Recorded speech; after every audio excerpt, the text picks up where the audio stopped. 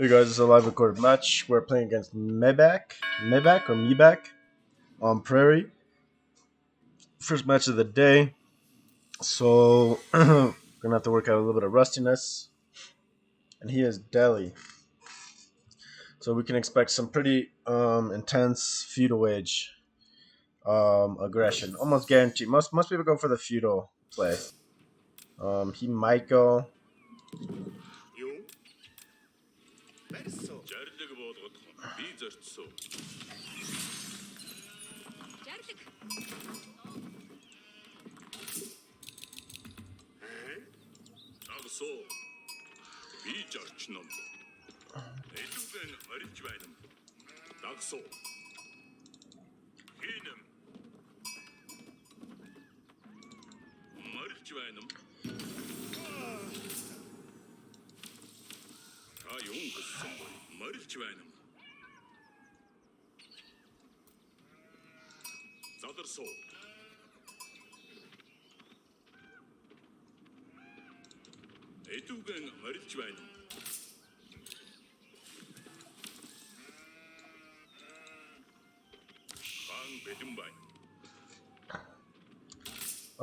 Let's see.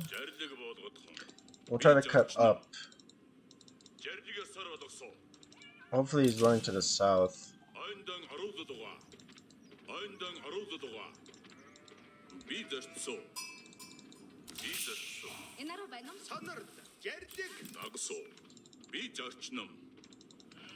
I think he is.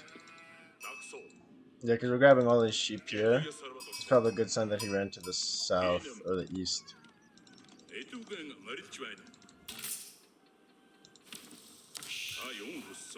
Almost messed up our macro there. So Delhi has just such impressive production in feudal age. We're just gonna try to go for kind of just like a lot of unit production buildings and just kind of try to keep up with our mass. But we'll see what he does.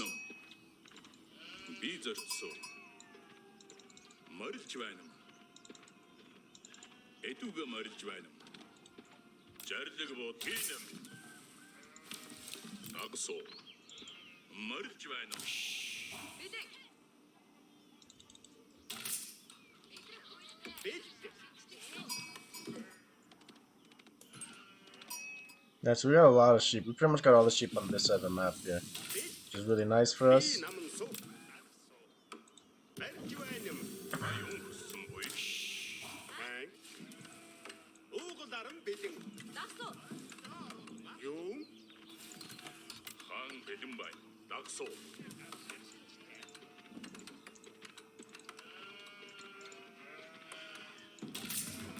Oops, that's idle time on the TC. That's a big mistake.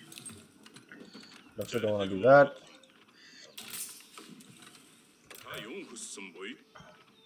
But it does look like we got a nice hella sheep there. We got a really nice hella sheep. 16 sheep. A couple more that were there. Probably close to like 18 sheep overall. Which is good. And we're picking up sheep over here, so. Okay, what's he got? 11 sheep there? Oh! Oh, he got him. It's a good play by him. I think, let's cut kind of diagonally here. Because he's probably gone around the edge already. Oh, he's got 2 scouts out. Did you see that? That's another scout. There's no way that scout was already got there. So, we're just cutting across the front here. But I'm pretty sure he's already scouted this.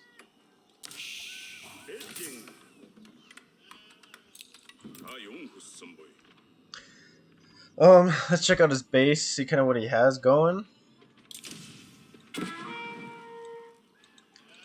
His other scouts only got 1 sheep, so that's pretty good news for us.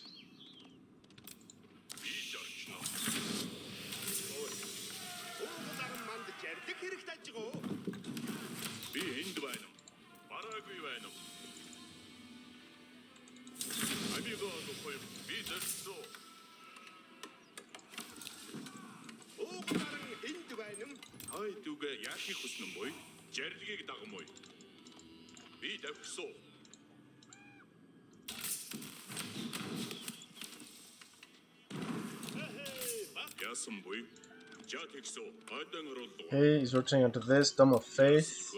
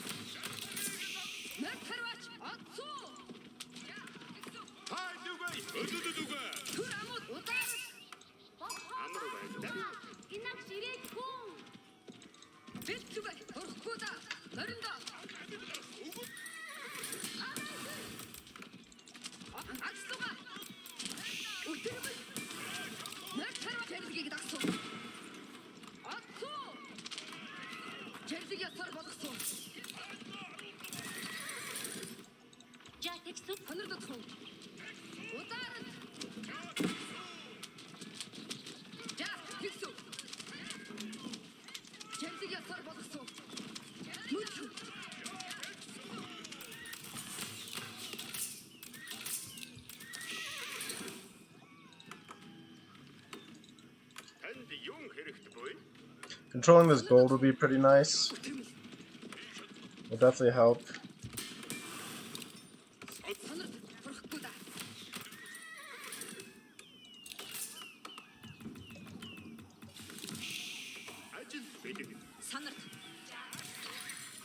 Where's my boar? Okay, we got a boar right here.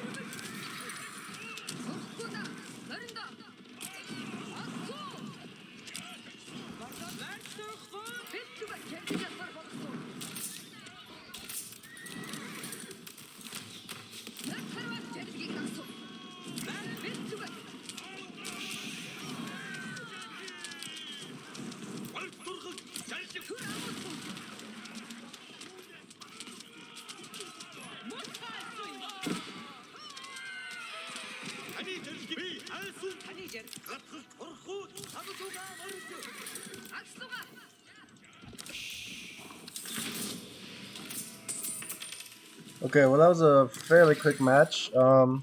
Shutting down his gold was pretty big, and then he was really committed here on this wood line. His like forward tower position was a little bit crazy. I think like if he had built a tower back here, he would have been perfectly fine. I would have had to fall back. Um, we had him penned in pretty early on. When he had that massive horseman, I think his best move was to raid us. If he had raided us, it would have definitely like he could have found these villagers. My 8 villagers, 3 of which died to the boar. That's what happens when you're not microing them. Um, it's kind of why I usually send like 9, because that way usually like 1 lives. So whatever. Definitely set me back on villager count. I'm sure if we go to villager count, yeah, villagers. This is where I lost villagers to the boar and to my tower push. Military count. We had more military, and we had cavalry military, so that's kind of a big point. Well, I guess he had cav military as well, and basically his TC, everything was under his TC, and he's really safe here. But that's one thing that I've kind of like grown to like Prairie more, because it's a lot more raidable. Like like I can actually raid on the map. And then something else I felt like I've been messing up a lot on is not following up my pushes with outposts on key resources. Because that really helps hinder their resource gathering. So yeah, he was pretty much started from gold. He would have had to transfer onto woodline. I mean, he's got this back woodline. So I don't know. I think it was just kind of a mistake putting this forward tower here. If he had dropped a tower in the back here, that would probably been a little bit safer. Double blacksmith is a little bit greedy when you're getting pushed this hard, and it was kind of late. So yeah, just a quick match. Let's see how fast it is. That was a really quick match. So yeah, let's play another one and let's see what we can do.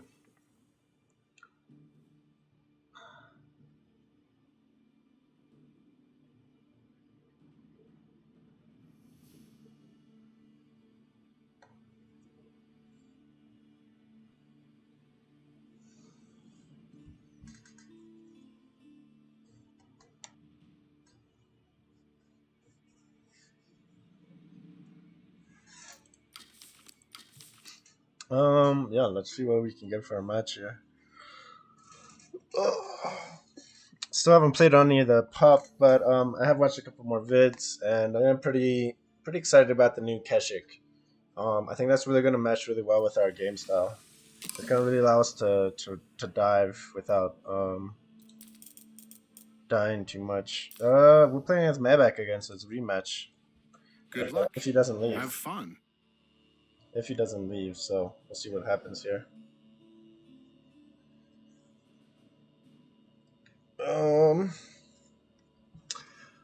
Lipany. So we're gonna assume he's gonna play Nelly, but we don't know for sure. Lipany is kind of a closed map, a little bit tougher to get our raids in, but definitely still possible. Yeah, he's Delhi again, so he's probably a Delhi main. See what we can do.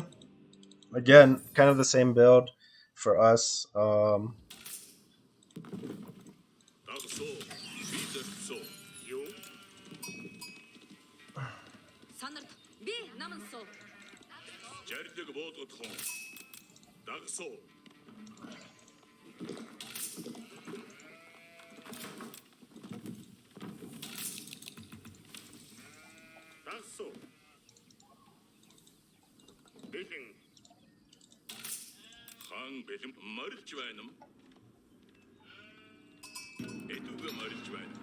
Last time we went north and he went south last time, so we're gonna see if he does the same thing.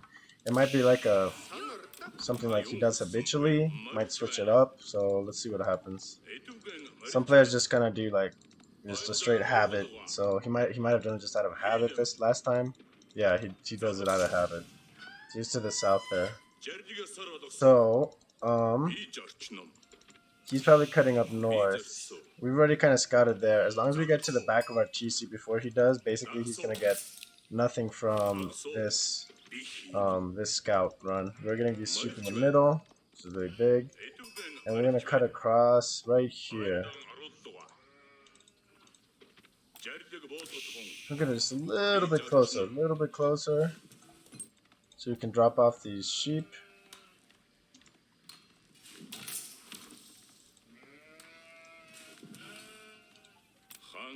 And yeah, there's nothing to be had back here. I would love to drop my scout falcon.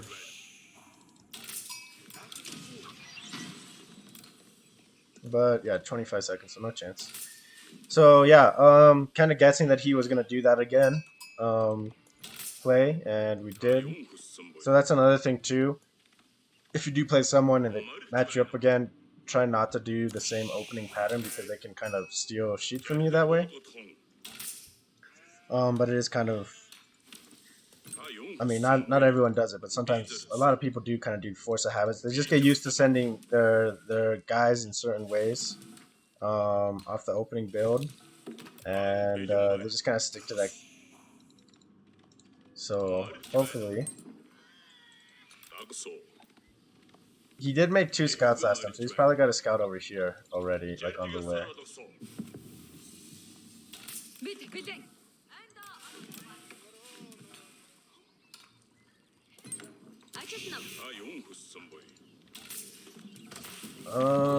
We're gonna go Silver Tree because last time he went, he looked like he was kind of like booming. I don't know. I didn't feel like a lot of. I mean, I was pressuring him really hard, so maybe it's gonna be a missed call on my part to say that he wasn't getting really a lot of pressure on us. But we're gonna try it. We'll see what happens. Third guy over here. I want to double back over here. Lipany, sometimes there's the sheep are on the edges, sometimes they're in the middle. It's kind of, on Lipany, it's kind of like a free-for-all in terms of where the sheep are going to be.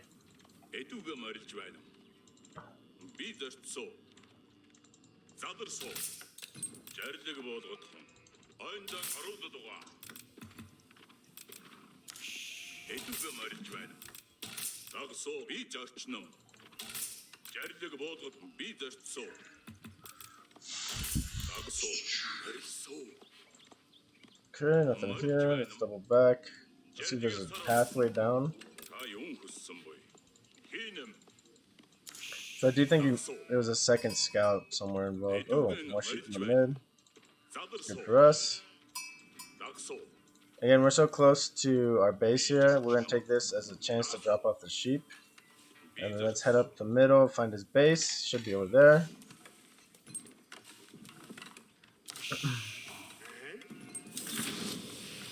Okay, he's got a really good feeder edge timing.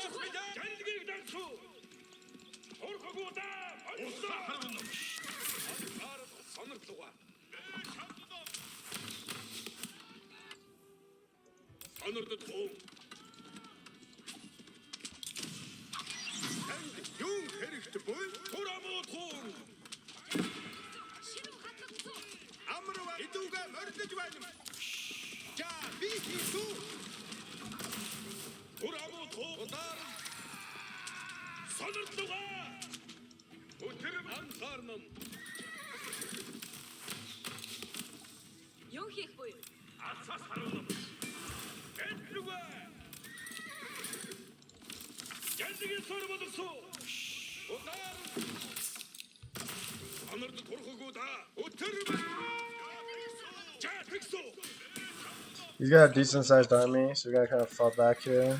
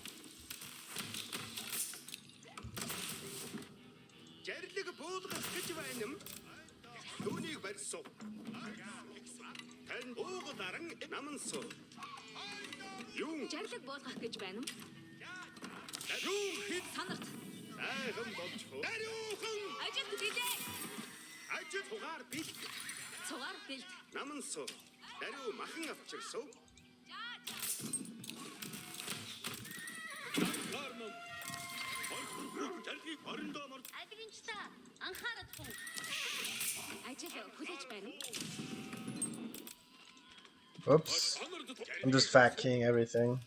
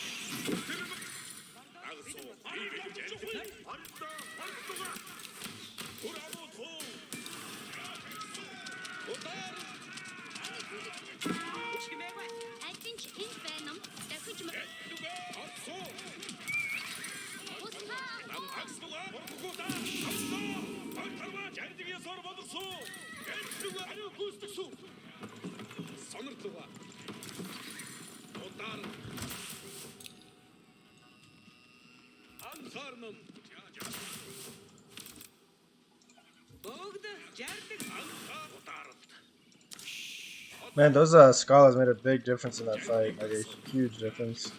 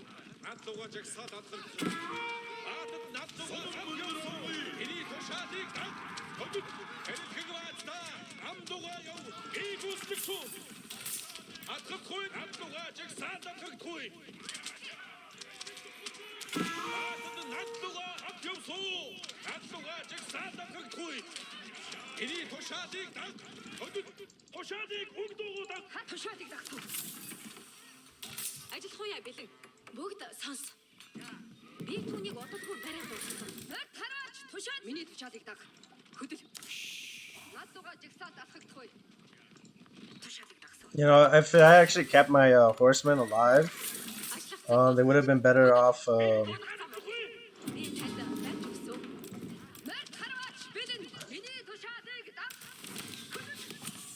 Just raiding our opponent than doing what we did.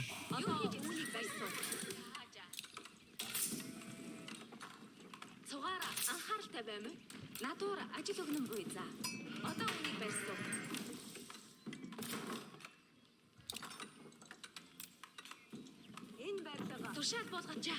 Би үнийг шалгахгүй хийсэн. Мах хэлбэг олё. Өдөхгүй шин тушаал ирмээ. Эрхэг баатаа нам дугаа яв. Баатад над дугаа хамт явсан. Эрхэг ордоод баатаа над дугаа жигсаад алхагдахгүй. Уугалардаа. Өдөр. Намайг хааш явуулахгүй бай. Дуулууртай байх нь уу сайн чанар. Хинэ бэ бүгд тушаа сонирдогдохгүй. Баатад над дугаа хамт явсан.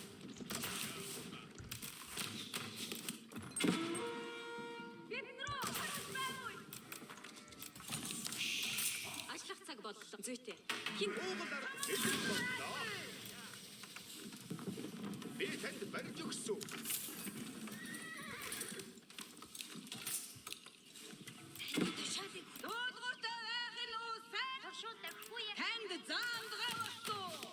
Чимээгүй. Чууд хариу мордоод явсгаа. Гүйцэтгэе. Альтэн харваач тушаад таны надугаа жигсаад алхагдахгүй. Хариу мордоод явсгаа. Март алтан ургас бэлэн. Утгавэнoo сайн чанаа. Ажиллах цаг боролцох цаг боллоо. Март харваач эрхэг баатаа. Намдугаа яв. Март хараа би гүйцэтгэв.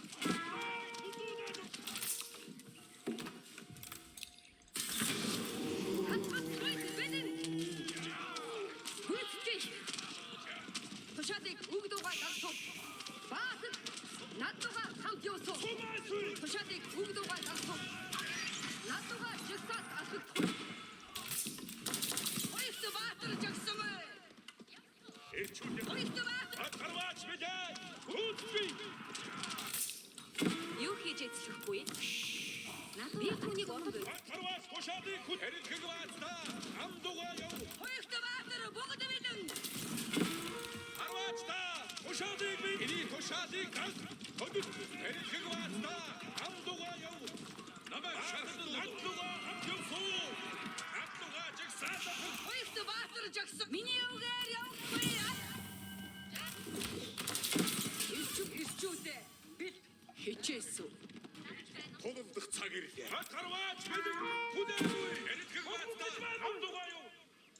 Хоёрт баатар удмарсаа. Сугаараа анхааралтай байна. Би танд барьж өгсөн.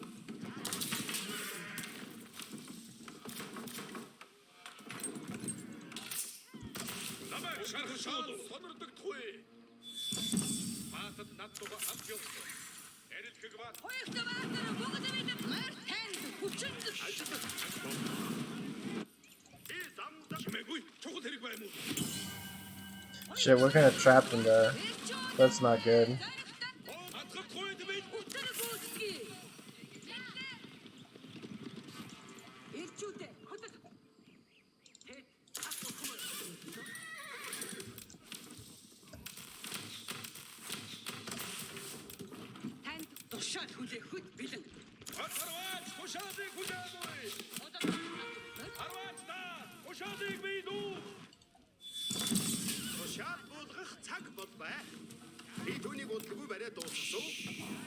Чухал хэрэг байна.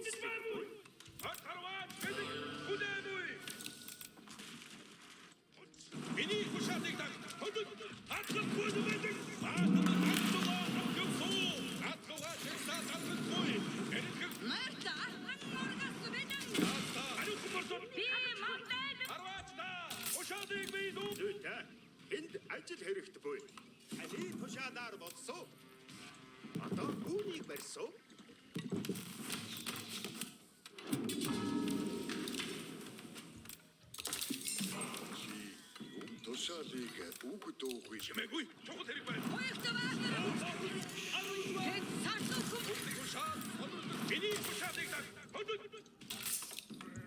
Хөдөл.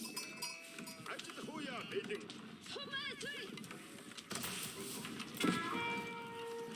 Ата анхаар тушаа. Хоёрт эрчүүдээ. Хөдөл. Хичээсүү. Одоодох цаг ирлээ.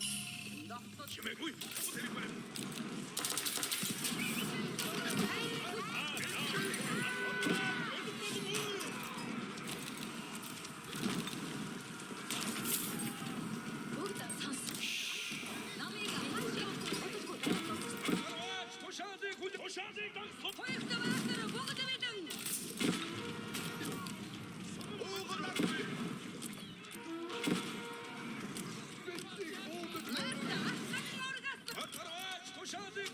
Oh my god. These villagers can garrison in houses. I forgot about that shit.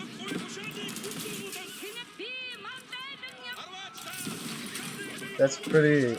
I don't know. That's pretty impressive how that shit works.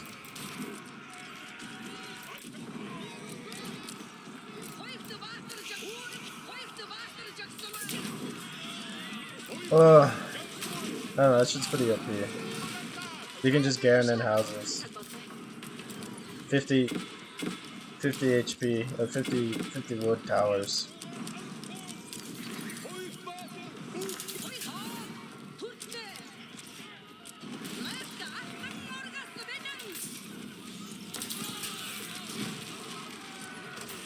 Just never got the drop.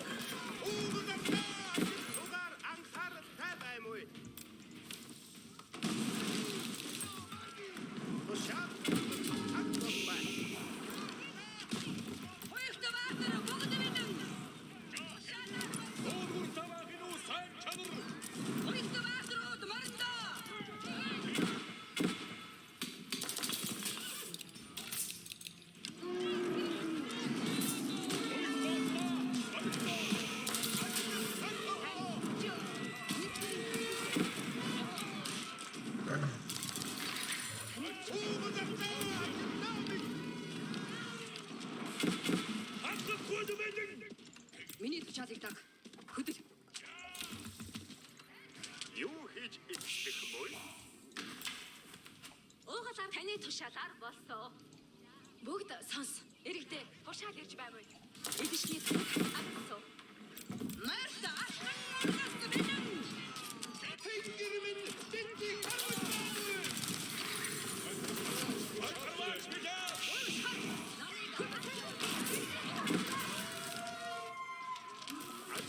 Тушаалаар явмуу.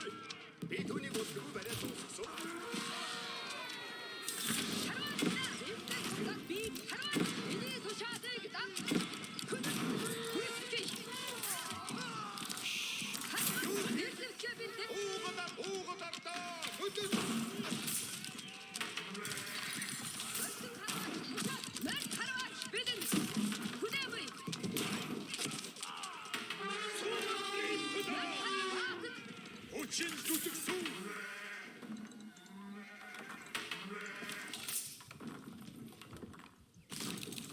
Намайг хааш явах вэ? Цугаараа анхааралтай байна уу?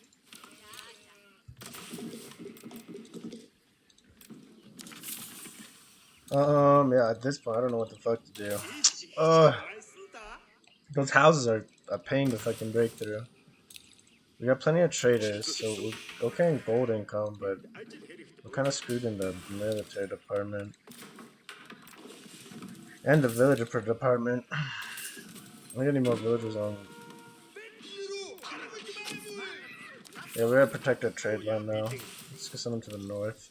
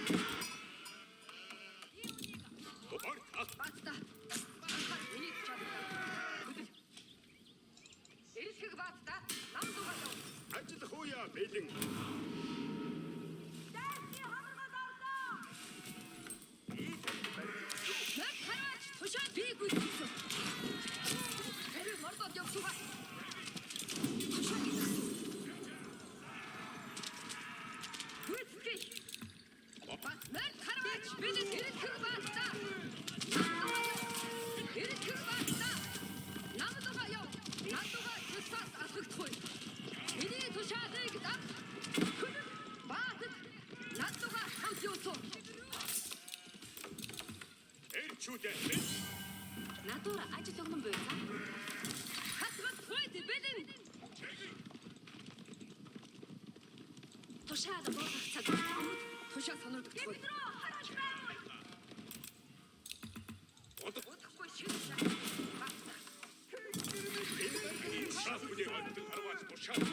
Харвачта. Ба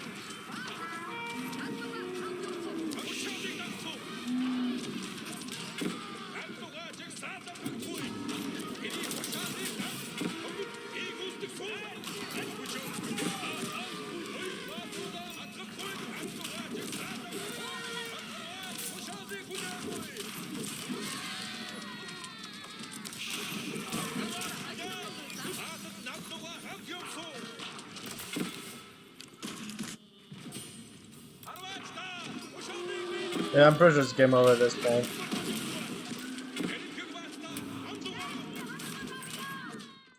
Ugh. He cranked out a lot of military. And then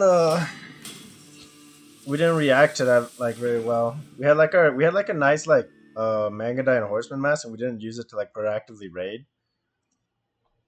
So that was kind of a big mistake. And then him getting the castle and those freaking 1100 HP. Like his houses have more HP than my outposts, and they do basically the same, and they're 50 wood. That's crazy. So you could just build outposts around his berries, and he's good to go. And we stopped getting any productive raids in as well, which is not good. I'm sure if you look at the villager chart, it's pretty bad.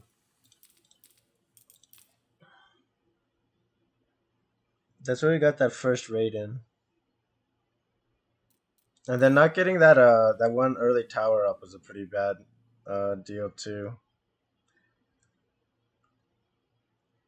Those scholars were super clutch for like these fights over here.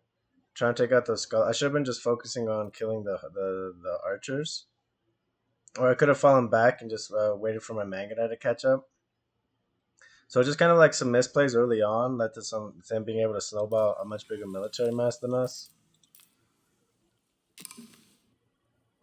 Yeah, and he started climbing up real big, and we lost him, and he never really recovered from that very well. Well, he did, and while we were going up the castle, that's when he dove our TC here. That's where we lost some vills when he dove our TC.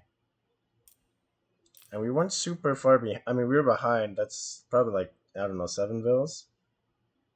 10 vills. So we were behind in vills, but it wasn't like impossible for us to come back up until that last fight. Against war elephants, yeah, 7 ranged armor, and we do what? 10 range damage, so we're doing 3 damage a shot, 850 health.